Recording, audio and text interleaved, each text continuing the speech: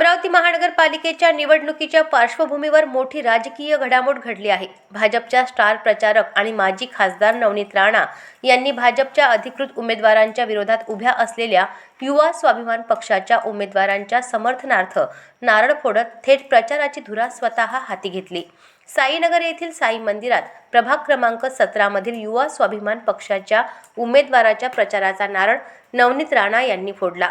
यावेळी त्यांनी स्पष्ट शब्दात आवाहन केले की युवा स्वाभिमान पार्टीच्या उमेदवारांना निवडून द्या।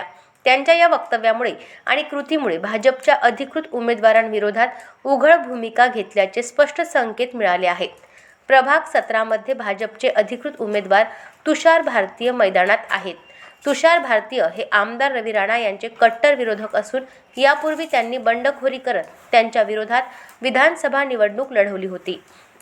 अशा पार्श्वभूमीवर नवनीत राणा यांनी युवा स्वाभिमान पक्षाच्या उमेदवारांना उघड पाठिंबा देणे ही मोठी राजकीय घटना मानली जात आहे।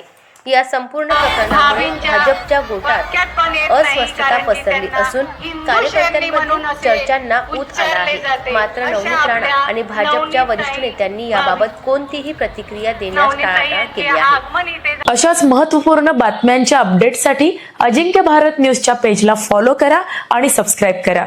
Thank you for watching.